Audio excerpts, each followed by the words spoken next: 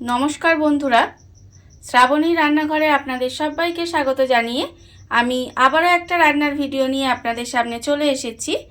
আজকের আমি আপনাদের ওলকপি দিয়ে একটা অসাধারণ রেসিপি বানিয়ে দেখাবো। আশা করি আপনাদের ভালো লাগবে। তার জন্য কিন্তু আমার পুরো ভিডিওটা আপনাদের দেখতে হবে। আর দেখা শুরু করার আগে একটা লাইক দেবেন আর সুন্দর একটা কমেন্ট করতে কিন্তু ভুলবেন না। তাহলে চলুন এই ওলকপি দিয়ে আজকের আমি কি বানাই সেটা আপনারা একবার দেখে নিন। রান্নাটা করার জন্য প্রথমে আমি এখানে গ্যাসটা অন করে একটা কড়া বসিয়ে দিয়েছি আর কড়ার মধ্যে দিয়েছি আমি বেশ কিছুটা জল। এইবারে আমি জলের মধ্যে দিয়ে দেব, দেখুন এখানে আমি একটা মাঝারি সাইজের ওলকপি একটু ডুমো ডুমো করে কেটে রেখেছি, সেই ওলকপিটা কিন্তু এই জলের মধ্যে দিয়ে দিলাম। দিয়ে ওলকপিটাকে প্রথমে একটু ভাপিয়ে নেব। ওলকপিটা আমার এখানে ভাপানো হয়ে গেছে। এবারে আমি ওলকপিটাকে আলাদা করে তুলে একটু রেখে দেব। এইভাবে জল ঝরিয়ে ওলকপিটাকে আলাদা করে তুলে রেখে দিতে হবে। ওলকপিটা আমি এখানে আলাদা করে তুলে রেখে দিয়েছি আর অন্যদিকে কিন্তু আবারও গ্যাসটা অন করে কড়া বসিয়ে দিয়েছি। এবারে আমি কড়ার মধ্যে দিয়ে দেব বেশ কিছুটা সর্ষের তেল। এবারে তেলটা আমি একটু গরম হতে দেব।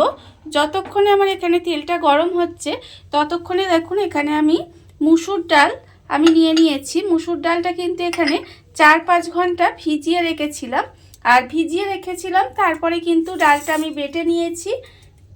বেটে একটু ডালটা কিন্তু ফেনিয়েও নিয়েছি, হাত দিয়ে একটু ফেনিয়ে নিতে হবে। এবারে আমি এর মধ্যে দিয়ে দেব অল্প সামান্য একটু আন্দাজ মতো নুন দিয়ে দেব। দিয়ে নুনটা কিন্তু এই ডাল বাটার সঙ্গে খুব ভালোভাবে মিশিয়ে নিতে হবে। নুনটা আমি এখানে ডাল বাটার সঙ্গে খুব ভালোভাবে মিশিয়ে নিয়েছি আর এদিকে কিন্তু তেলটাও আমার গরম হয়ে গেছে। এবারে এই ডাল বাটা থেকে এইভাবে ছোট ছোট করে বড়ির মতো করে আমি তেলের মধ্যে দিয়ে দেব। দিয়ে এই বড়ি বলুন বা বড়া বলুন যাই বলুন না কেন এগুলো একটু ভেজে নেব। এইভাবে ছোট ছোট করে দিয়ে ডালের বড়াগুলো ভেজে নিতে হবে। ডালের বড়াগুলো আমি এখানে দেখুন উল্টে পাল্টে কিন্তু লাল করে ভেজে নিয়েছি। আর এই সময় কিন্তু গ্যাসটা লোতে দিয়ে রাখবেন, না হলে কিন্তু ডালের বড়াগুলো পুড়ে যাবে আর বাইরেটা পুড়ে যাবে আর ভেতরটা কিন্তু কাঁচা থেকে যাবে, তখন কিন্তু ভালো লাগবে না। এবার ডালের বড়াগুলো আমার এখানে ভাজা হয়ে গেছে, আমি এগুলোকে তুলে আলাদা করে রেখে দেব।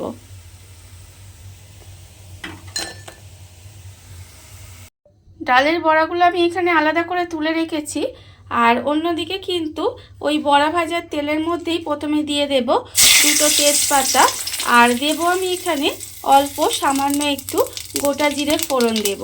তেজপাতা আর গোটা জিরেটা দিয়ে আমি একটু ভাজা ভাজা মতো করে নেব। এইবার আমি এর মধ্যে দিয়ে দেব আলু। এখানে আমি দুটো আলু মাঝারি সাইজের আলু একটু ডুমো ডুমো করে কেটে রেখেছি, সেই আলুটা কিন্তু এর মধ্যে দিয়ে দেব। দিয়ে আলুটাকে একটু ভেজে নেব। আলুটা যখন একটু হালকা করে ভাজা হয়ে যাবে তখন আমি এর মধ্যে দিয়ে দেব ওলকপি। এখানে যে ওলকপিটা আমি ভাপিয়ে রেখেছিলাম সেই ওলকপিটাও কিন্তু আমি এর মধ্যে দিয়ে দেব। দিয়ে এবার এই আলু আর ওলকপিটাকে একটু ভালো করে লাল করে ভেজে নেব। ওলকপি আর আলুটা আমার এখানে লাল করে ভাজা হয়ে গেছে।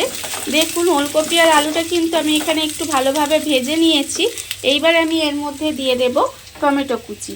এখানে আমি একটা মাঝারি সাইজের টমেটো একটু কুচি করে রেখেছিলাম, সেই টমেটোটা আমি এর মধ্যে দিয়ে দিলাম। এবার আমি এর মধ্যে দিয়ে দেব আন্দাজ মতো নুন।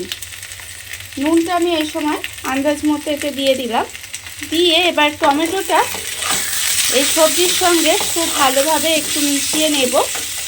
মিশিয়ে একটু রান্না করে নিলে টমেটোটা দেখবেন নুনটা দেওয়ার ফলে নরম হয়ে যাবে।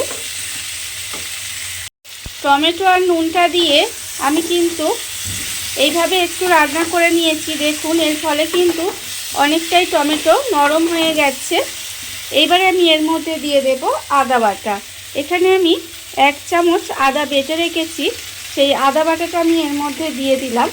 আর আমি এর মধ্যে দিয়ে দেব গুঁড়ো মশলা। এখানে আমি রেখেছি দেখুন 1/2 চামচ হলুদ গুঁড়ো, 1/2 চামচ লঙ্কার গুঁড়ো, 1/2 চামচ জিরের গুঁড়ো, 1/2 চামচ ধনের গুঁড়ো আর রেখেছি 1/2 চামচ কাশ্মীরি লঙ্কার গুঁড়ো আর আমি রেখেছি এখানে অল্প সামান্য একটু চিনি। এবার সমস্ত গুঁড়ো মশলা দিয়ে আমি কিন্তু খুব ভালোভাবে একটু কষিয়ে নেব। আদা বাটা আর গুঁড়ো মশলাগুলো দিয়ে আমি খুব ভালোভাবে কষিয়ে নিয়েছি।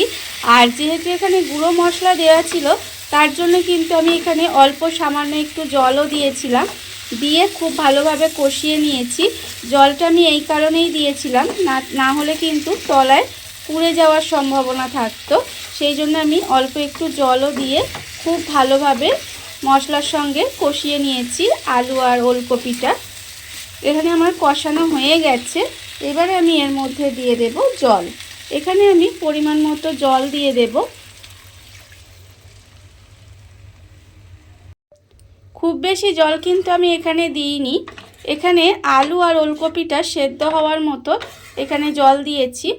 দিয়ে এবার গ্যাসটা লোতে দিয়ে একটু ঢাকা দিয়ে এইভাবে রান্না হতে দেব, যাতে ওলকপি আর আলু খুব ভালোভাবে সেদ্ধ হয়ে যায়। গ্যাসটা লোতে দিয়ে এইভাবে ঢাকা দিয়ে আমি কিছুক্ষণ রান্না হতে দিয়েছিলাম। দেখুন এখানে কিন্তু আলু আর ওলকপি খুব ভালোভাবে সেদ্ধ হয়ে গেছে। যখন দেখবেন যে আলু ওলকপি ভালোভাবে সেদ্ধ হয়ে গেছে তখন আমি এর মধ্যে দিয়ে দেব এখানে আমি যে ডালের বড়াগুলো ভেজে রেখে দিয়েছিলাম সেই ডালের বড়াগুলো কিন্তু আমি এর মধ্যে দিয়ে দেব। দিয়ে ডালের বড়াগুলো খুব ভালোভাবে মিশিয়ে দেব। মিশিয়ে একটু এইভাবে আবারও কিন্তু গ্যাসটা লোতে দিয়ে ঢাকা দিয়ে এইভাবে আবারও একটু রান্না হতে দেব, যাতে ডালের বড়াগুলোও খুব ভালোভাবে সেদ্ধ হয়ে যায়।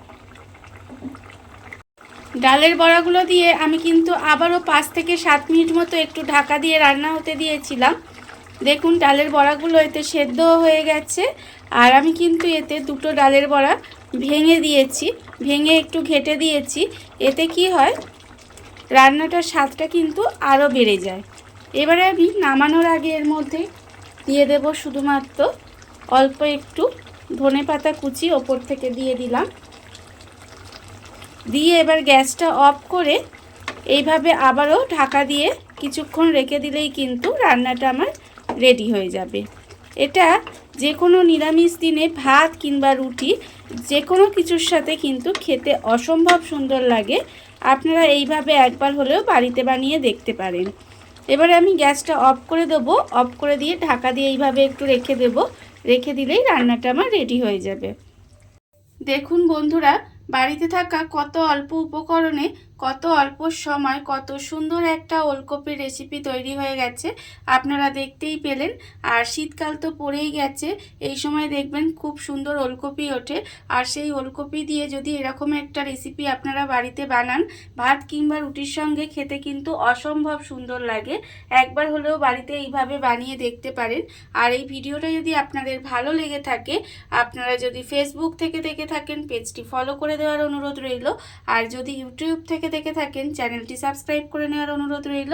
তাহলে চলুন ভিডিওটা আমি এখানেই শেষ করছি। আপনারা সবাই ভালো থাকবেন, সুস্থ থাকবেন। আবারও হাজির হব নতুন কোনো রান্না নিয়ে।